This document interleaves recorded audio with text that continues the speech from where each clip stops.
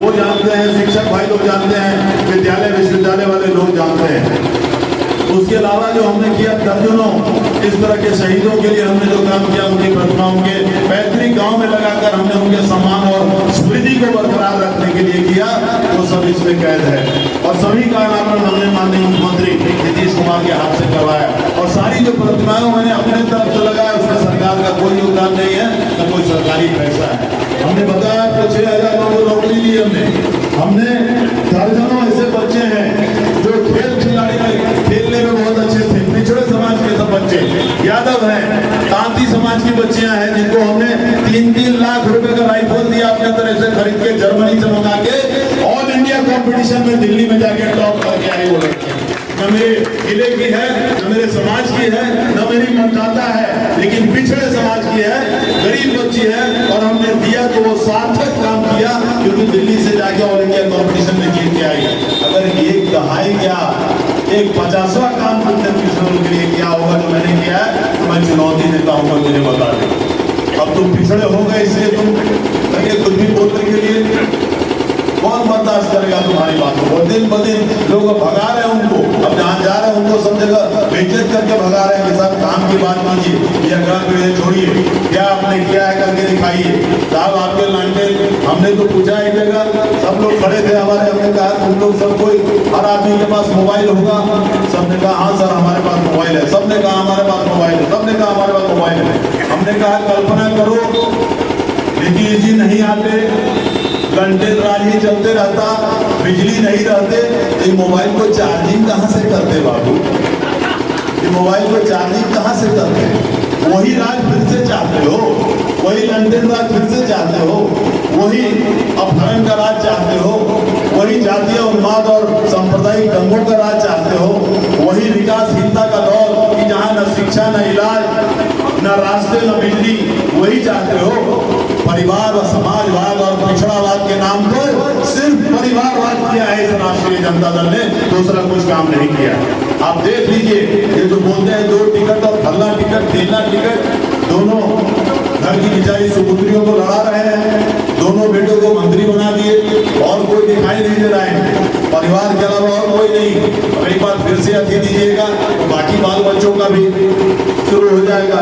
हमको याद है पुराने जमाने का एक डायलॉग, वो भी जल्दी में है थोड़ा, पुराने जमाने का डायलॉग याद है कि किसी ने तीसरे चौथे बार आदरणीय लालू जी आए वोट मांगने, तो सब उनके यादव समाज के ही नाराज हो गए लोग, साहब 4-4 बार आपको वोट देके जिताए, क्या जो है तमाशा है, कुछ काम तो आप करते नहीं है, हम लोग उसी अधिकार में है, न रोड है, न शिक्षा है, न पढ़ाई है, न इलाज है। तो लालू जी ने बड़ा अच्छा से समझाया वो लोग, देखा पहले बेर हम जितनी तब मालूम बात तो नहीं कि हमारा 9 को बाल बच्चा, पहले बेर हम जितनी तब पहले हम अपन गरीबी दूर करें, दूसरा बेर जितनी तब बाल बच्चा सबकी कुछ गरीबी दूर करी, तीसरा बेर जितनी तब सुभाष साधु के भी बेचारा गरीब हमर सार रहे, उनका सब गरीबी दूर कैली। और चौथा बेर हमारा जितैबा हम एकदम फ्री हो गई, अब तो सबके विकास करेंगे और हम तो सबके विकास करे फ्री हो गई। इस तरह से राज चलाया उसने, पूरे बिहार को दुनिया में बदनाम करके रखा।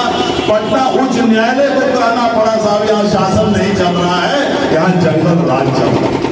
और ये पार्टी के लोग आके नीतीश कुमार के राज को, नरेंद्र मोदी के राज को उंगली दिखाते हैं। आखिर नीतीश जी ने उस अंधकार से निकाल के नीतीश जी ने बिहार को एक विकास के चौराहे पर लाके खड़ा किया है, जहां बिहार का सम्मान अब पूरे देश में हो रहा है। कहीं भी जाइए अब सम्मान हो रहा है।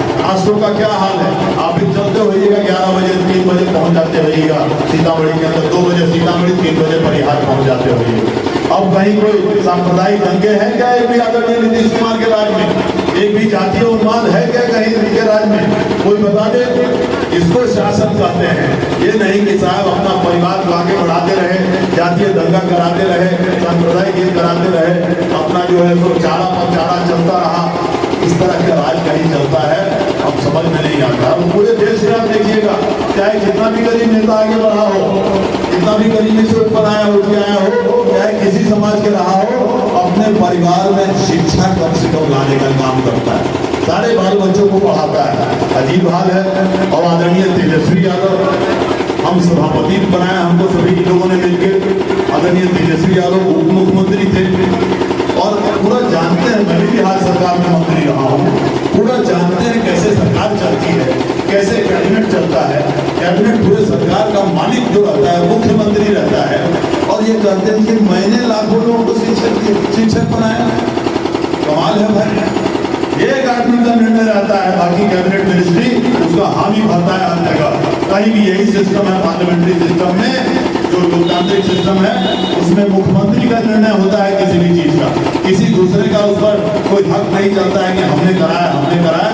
हम समझते हैं जब से आजादी हम लोग को मिली होगी, राम कुमार शर्मा अनुभवी है, दिल्ली रह के आए अभी, जब से पार्लियामेंट चल रही होगी हिंदुस्तान में या लोकसभा में सरकारें चल रही होगी, पहले बार कोई मंत्री कह रहा है कि मैंने करवाया।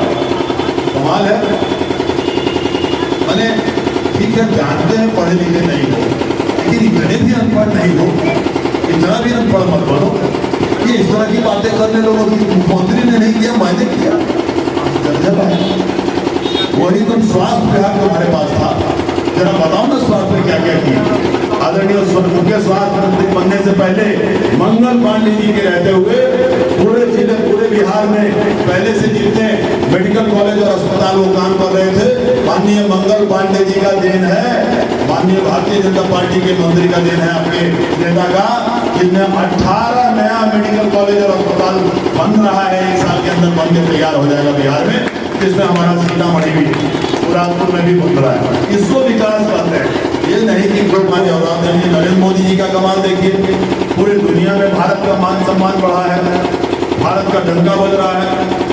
कहीं भी अंतर्राष्ट्रीय सम्मेलन अब होता है, सभी सारे देश के जितने बड़े बड़े देश के राष्ट्रपति रहते हैं, चाहे अमेरिका हो, चाहे चीन हो, चाहे रूस हो, तो सम्मेलन में हम लोग टीवी पर देखते हैं तो सीना गर्व से चौड़ा हो जाता है कि सबसे ज्यादा सम्मान हमारे प्रधानमंत्री नरेंद्र मोदी जी को मिलता है। वहाँ सबसे ज्यादा सभी जो देश के नेता हैं, सबसे ज्यादा अगर पूछते हैं दौड़ते हैं तो नरेंद्र मोदी जी के पास दौड़ते हैं। आज कोरोना काल आया, कोरोना काल का कमाल देखिए नरेंद्र मोदी जी का। पूरे दुनिया में सबसे पहले अगर कोरोना का वैक्सीन बना तो हिंदुस्तान में बना, क्यों नहीं बाहर बना? सबसे पहले। और इतना बना कि पूरे देश के लोगों को वैक्सीन देने का काम किया आदरणीय नरेंद्र मोदी जी ने। और उसमें कोई भेदभाव नहीं हुआ, उसमें कोई धर्म के आधार पर नहीं बांटा गया, कोरोना इंजेक्शन नहीं दिया गया, कोई धर्म के आधार पर कोई काम नहीं हुआ। जो गरीबों को अनाज भेजा गया, ये उनका सोच सोचिए कितना बड़ा सोच है कि आखिर कोई नहीं काम कर रहा है मजदूर, जो मजदूरी नहीं कर पा रहा है, किसान खेत में नहीं जा पा रहा है कोरोना के चलते, तो उसके घर में अनाज भेजने का काम करो। शौचालय बनवाने का काम किया, आयुष्मान कार्ड बनवाने का काम किया। कोई ऐसा काम नहीं है जो गरीबों के लिए उन्होंने नहीं सोचा होगा। इस तरह घर बनवाने का, शौचालय बनाने का काम किया। तो इस तरह का काम दोनों ने मिलकर किया है। साथ में चिराग पासवान जी है, साथ में उपेंद्र कुशवाहा जी है, साथ में जितेंद्र मांझी जी का है। तो ललटेन जलेगा कैसे, हमको तो समझ में नहीं आता, कहीं किसी तरह से ललटेन जलेगा भी नहीं। हकीकत ये है, अगर 40 में 40 आ गए बिहार में, मुझे किसी तरह का आश्चर्य नहीं होगा। मैं बता देता हूँ, खुशी बहुत होगी लेकिन आश्चर्य थोड़ा भी नहीं होगा। ये परिस्थिति है सभी जगह, हर एक जगह जहाँ से रिपोर्ट आ रही है। आप तो गए हैं संतोष कुशवाहा जी के क्षेत्र में, पूर्णिया का क्या है, मैंने पूछा, कहा साहब एकदम आसानी से हमारे संतोष कुशवाहा वहां से निकल रहे हैं, सारे समीकरण फेल हैं। हालत तेजस्वी जी की ये है कि अपने ही मतदाताओं से कहते हैं हमको मत देना है तो मत दो,